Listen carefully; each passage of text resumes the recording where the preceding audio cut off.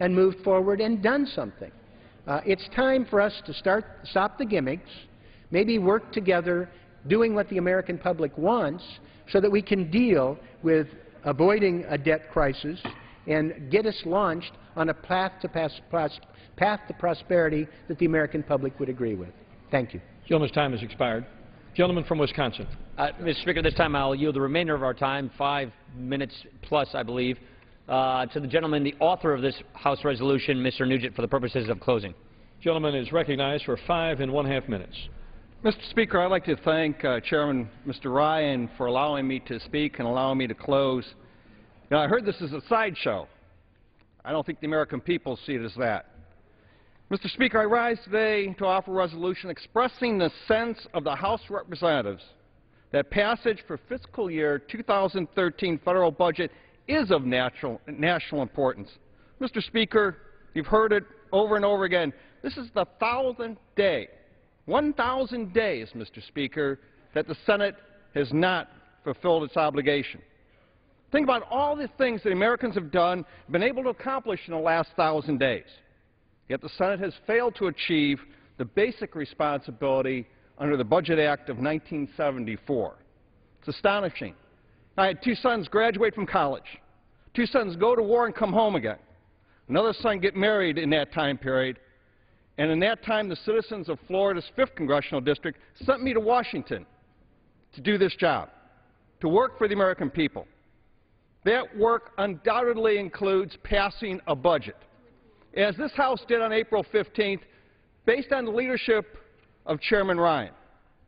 The Senate, on the other hand, hasn't produced a budget since 2000. I believe it's April of 2009, and didn't even bother to propose a budget this last year.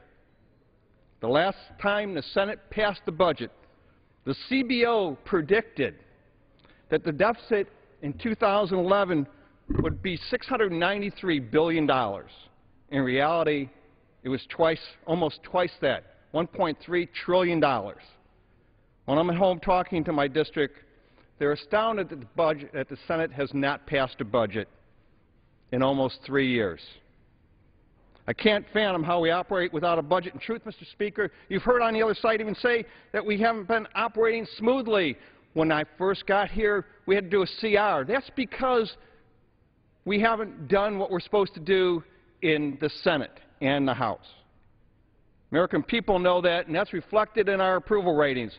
For you see, in the real world, Americans routinely set budgets for themselves, their families, and their businesses. I had to set one when I was a sheriff.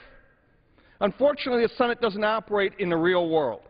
Rather, it has become a legislative graveyard, even for bills passed with bipartisan support. The House, however, has acted. We've passed 27 bipartisan job bills, been lost into the black hole of the Senate. Some of those bills received an overwhelming majority of support. For instance, H.R. 1070, the Small Company Capital Formation Act, would allow small businesses to capture the capital in the early stages in the formation, and that passed in this House with 421 votes for and 1 opposed. That's a perfect example of legislation that should be public law, and it isn't because it's died in the Senate. Now, I understand the Senate may not agree with everything in our bills that we pass, and that's fine. It's how the Founding Fathers envisioned it. But if you have objections, then put forth your own proposals. Allow the normal process to work. It does not simply sit on the sidelines and decry every idea that comes out of the House of Representatives, ideas that we put forward. In my opinion, there couldn't be a better example of putting politics before country than the Senate's refusal to pass a budget. Even those on the other side have said it's a plan, we have to have a direction. That's what we ask. We don't have to agree on that direction, but at the end of the day, we have to have something to set our appropriators free to work within in the confines. You know, rather than show Americans what priorities are, rather than show what they're willing to spend, where they want to cut, and how much they want to increase taxes, whether they believe our colossal debt is even an issue, the Senate has instead insisted on punting this issue entirely. It's not only a disservice to the American people, but frankly, it's irresponsible. And when you hear them say the Republicans in the Senate are blocking a budget, you can't filibuster the budget in the Senate. The rules do not allow for it.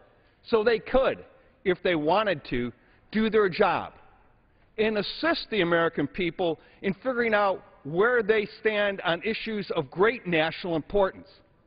Once again, we talked about spending, taxes, and how we move forward. You know, the Senate Democrats had the supermajority in the Senate, control of the House, the White House, and still didn't pass a budget. I don't think it's too much to ask the Senate to produce a budget. I know Americans don't think so either. And with that, I yield back the balance of my time. Gentleman yields back his time. Gentleman from Wisconsin. The balance of all our time. Gentleman yields back the balance of their time. All time for debate has expired. Question is, will the House suspend the rules and agree to House Resolution 516? Those in favor say aye. Those opposed, no.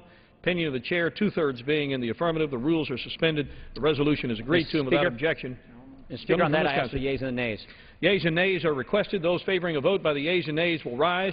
Sufficient number having risen, the yeas and nays are ordered. Pursuant to Clause 8 of Rule 20, further proceedings on this question will be postponed.